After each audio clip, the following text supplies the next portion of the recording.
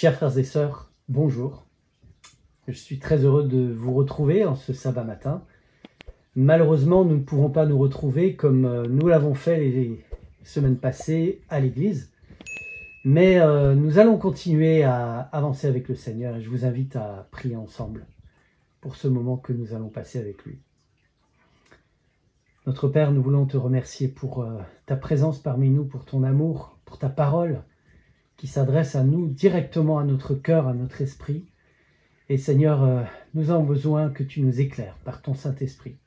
Viens en chacun d'entre nous, Seigneur, et continue de faire ton œuvre en nous. Et bénis ton Église. Nous t'en prions, Seigneur, au nom de Jésus. Amen. Donc, sabbat passé, alors que nous étions à l'église, souvenez-vous, nous avons abordé la fin du chapitre 2 de l'Épître aux Colossiens. Nous y avions relevé 7 promesses que le Seigneur nous fait. Aujourd'hui, nous allons aborder l'Épître aux Colossiens au chapitre 3, les versets 1 à 15, et vous verrez, dans cette partie, nous avons non pas 7 promesses, mais 8 promesses. Ce qui veut dire qu'entre le chapitre 2 et le chapitre 3 de l'Épître aux Colossiens, nous avons déjà 15 promesses qui sont là pour nous. Et quelles promesses! Alors je vous invite à lire ce texte donc, qui se trouve dans Colossiens 3, versets 1 à 15. Voici ce que Paul nous dit. « Si donc vous êtes ressuscités avec Christ, cherchez les choses d'en haut, où Christ est assis à la droite de Dieu. Affectionnez-vous aux choses d'en haut, et non à celles qui sont sur la terre. Car vous êtes morts, et votre vie est cachée avec Christ en Dieu. Quand Christ, votre vie, paraîtra, alors vous paraîtrez aussi avec lui dans la gloire. Faites donc mourir les membres qui sont sur la terre, l'impudicité, l'impureté, les passions, les mauvais désirs, et la cupidité qui est une idolâtrie. C'est à cause de ces choses que la colère de Dieu vient sur les fils de la rébellion, parmi lesquels vous marchiez autrefois lorsque vous viviez dans ces péchés. Mais maintenant, renoncez à toutes ces choses, à la colère, à l'animosité, à la méchanceté, à la calomnie, aux paroles déshonnêtes qui pourraient sortir de votre bouche. Ne mentez pas les uns aux autres, vous étant dépouillés du vieil homme et de ses œuvres, et ayant revêtu l'homme nouveau qui se renouvelle dans la connaissance, selon l'image de celui qui l'a créé. Il n'y a ici ni grec, ni juif, ni circoncis, ni incirconcis, ni barbare, ni scythe, ni esclave, ni libre, mais Christ est tout et en tous. Ainsi donc, comme des élus de Dieu saints et bien-aimés, revêtez-vous des entrailles de miséricorde, de bonté, d'humilité, de douceur, de patience, supportez-vous les uns les autres, et si l'un a un sujet de se plaindre de l'autre, pardonnez-vous réciproquement. De même que Christ vous a pardonné, pardonnez-vous aussi. Mais par-dessus toutes ces choses, revêtez-vous de l'amour, qui est le lien de la perfection, et que la paix de Christ, à laquelle vous avez été appelés pour former un seul corps, règne dans vos cœurs. Et soyez reconnaissants. Paul commence donc par ces versets. « Si donc vous êtes ressuscités avec Christ, cherchez les choses d'en haut, où Christ est assis à la droite de Dieu, et affectionnez-vous aux choses d'en haut, et non à celles qui sont sur la terre. » Promesse numéro 1.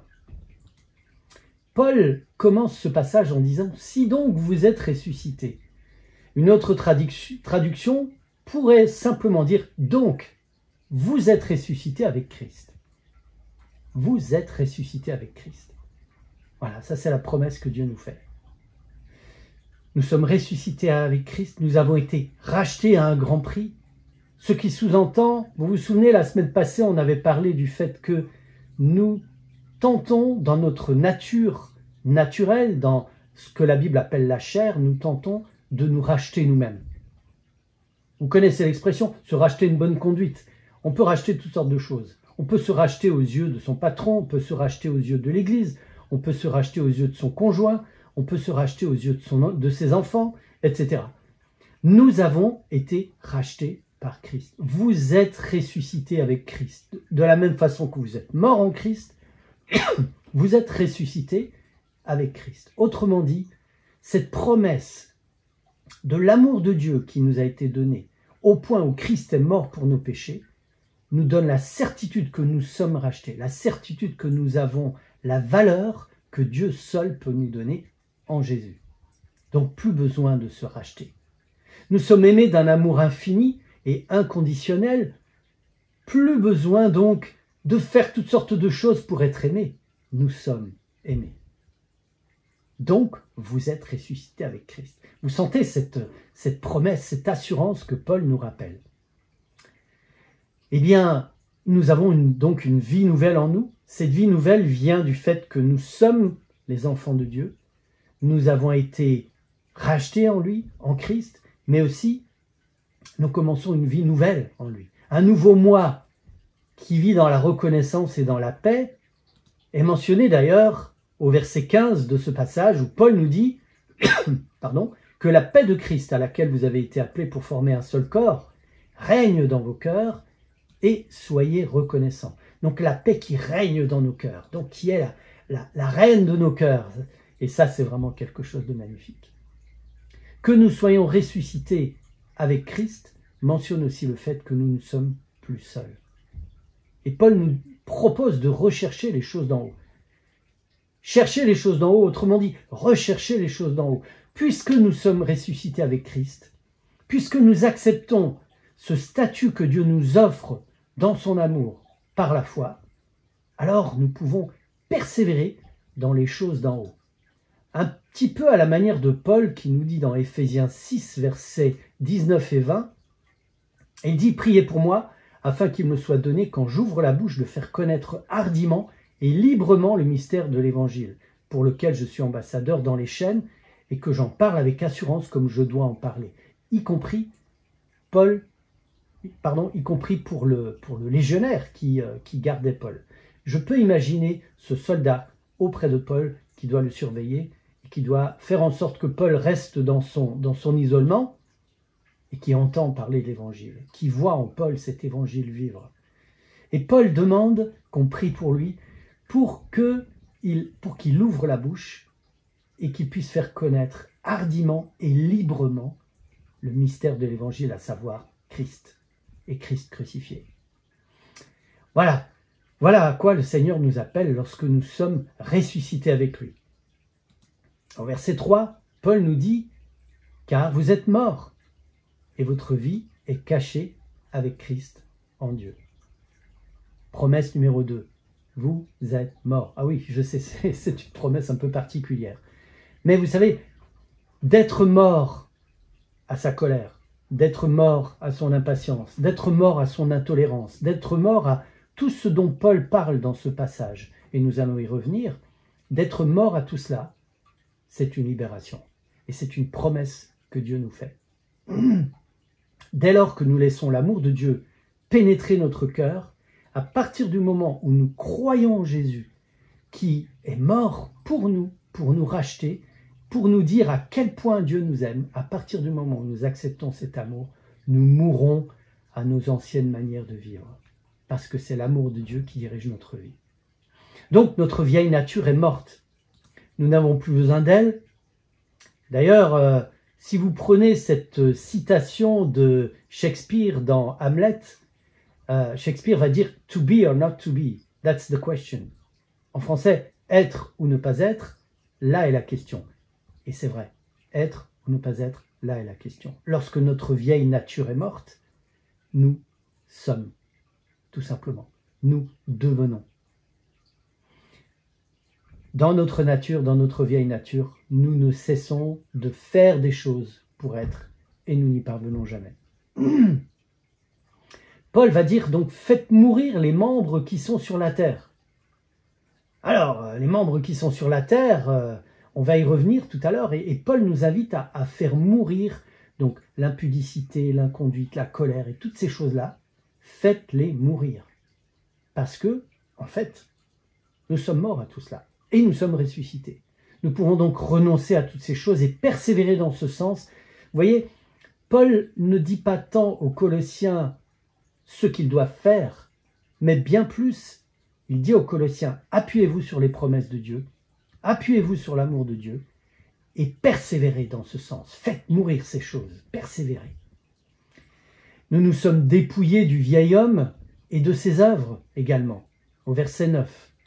Alors, promesse numéro 3, nous la trouvons dans ce passage où Paul dit « Votre vie est cachée avec Christ en Dieu ». Votre vie cachée. Vous savez, le verbe cacher vient d'un mot grec crypto, qui a donné le mot crypté en français. On peut lire « Notre vie est cryptée en Christ, avec Christ, en Dieu ». Alors décryptons-la, découvrons-la, développons-la avec Christ. Et ça, c'est toute une aventure que le Seigneur nous invite à vivre. Verset 4, « Quand Christ, votre vie, apparaîtra, alors vous paraîtrez aussi avec lui dans la gloire. » Voilà une autre promesse. Quand Christ apparaîtra, alors pleinement, nous pourrons paraître avec lui dans la gloire. Et c'est ce que nous attendons. Et nous savons que le Seigneur revient très bientôt. Voilà, je reviens au verset 5 où Paul nous dit « Faites donc mourir les membres qui sont sur la terre, l'impudicité, l'impureté, les passions, les mauvais désirs, la cupidité, qui est une idolâtrie. » Verset 6 « C'est à cause de ces choses que la colère de Dieu vient sur les fils de la rébellion, parmi lesquels vous marchiez autrefois lorsque vous viviez dans ces péchés. Mais maintenant, renoncez à toutes ces choses, à la colère, à l'animosité, à la méchanceté, à la calomnie, aux paroles déshonnêtes qui pourraient sortir de votre bouche. » Remarquez bien, Paul dit « qui pourrait sortir de votre bouche ». Oui, parce que cette nature que nous avons est toujours là, mais le Seigneur nous invite à persévérer, non seulement dans les promesses qu'il nous a faites, dans les certitudes qu'il nous donne quant à son amour, quant au fait que nous sommes morts en Christ et que nous sommes ressuscités avec lui.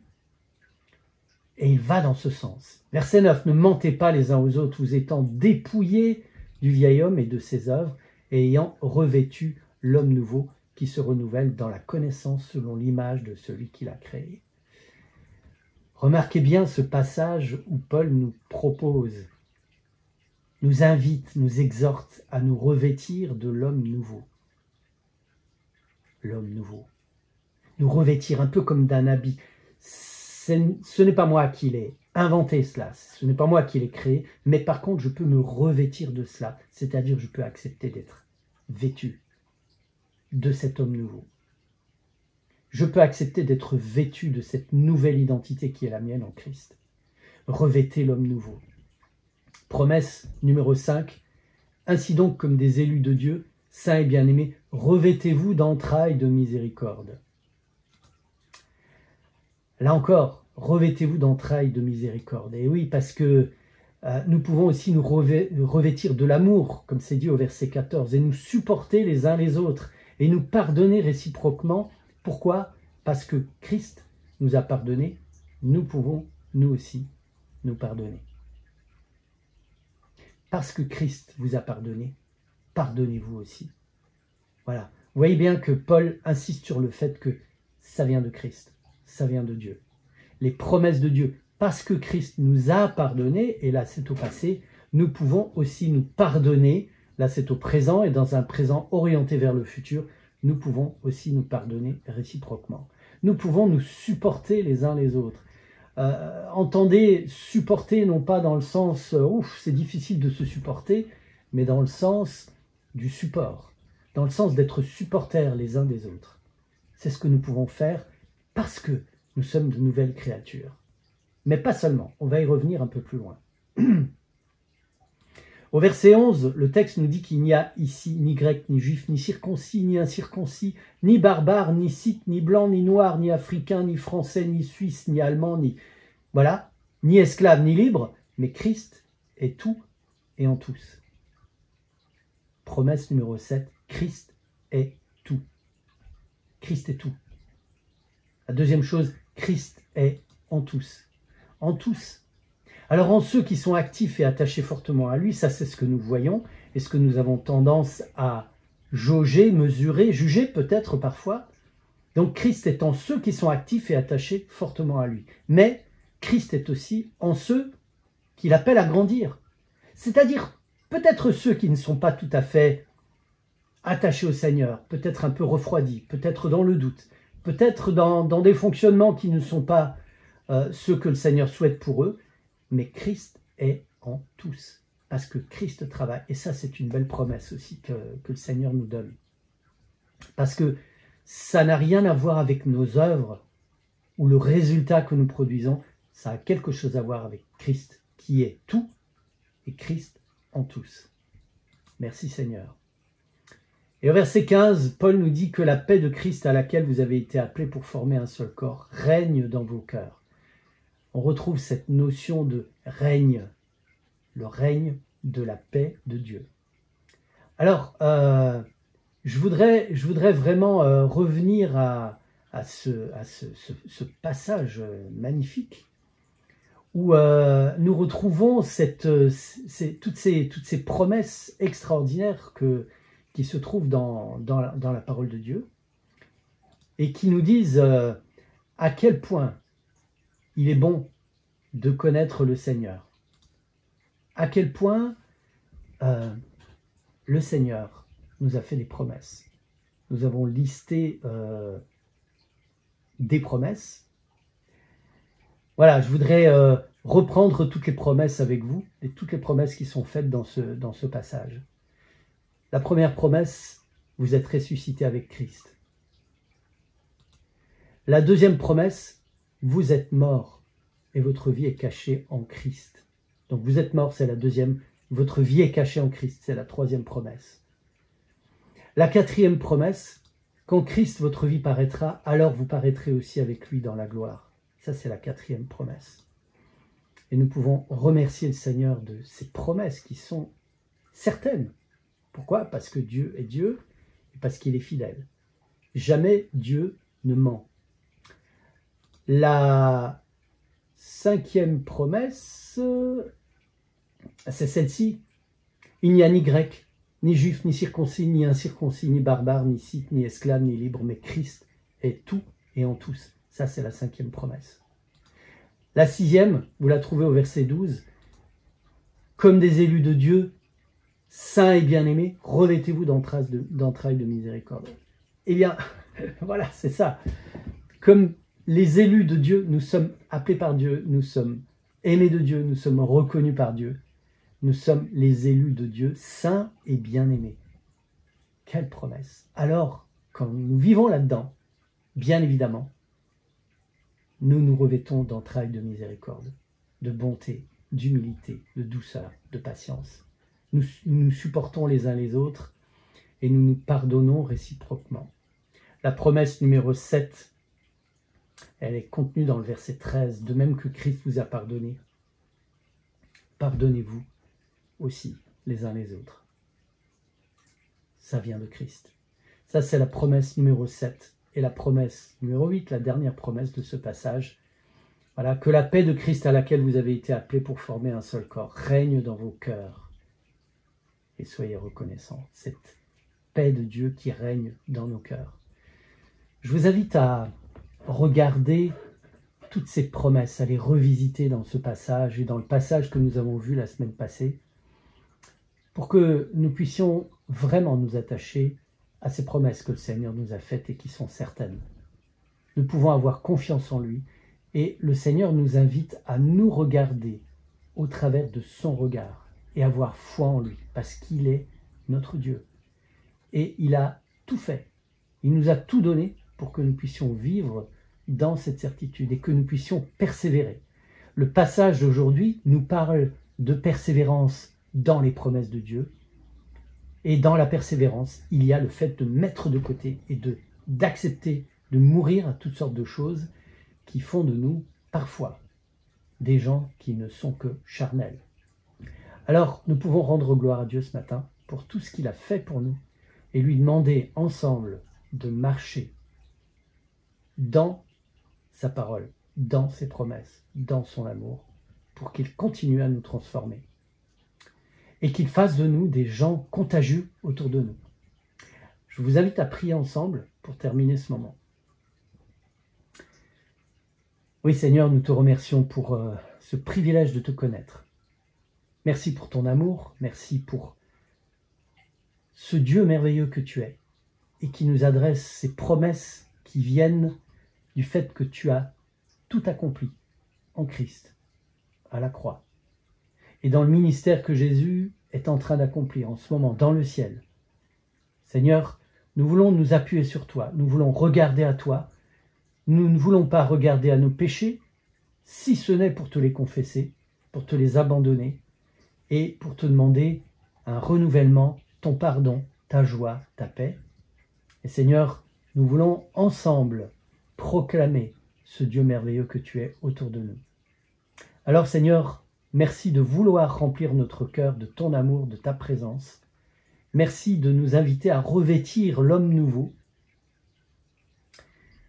Et Seigneur, nous te demandons d'accomplir ça en chacun d'entre nous. Nous nous rappelons une autre de tes promesses qui est contenue dans l'Épître aux Philippiens et qui dit que celui qui a commencé cette œuvre en nous l'amènera jusqu'à son accomplissement. Alors Seigneur, accomplis tes promesses en chacun d'entre nous. Bénis ton Église, nous t'en prions, au nom de Jésus. Amen. Voilà, je vous souhaite un bon sabbat et je vous dis à très bientôt. Au revoir.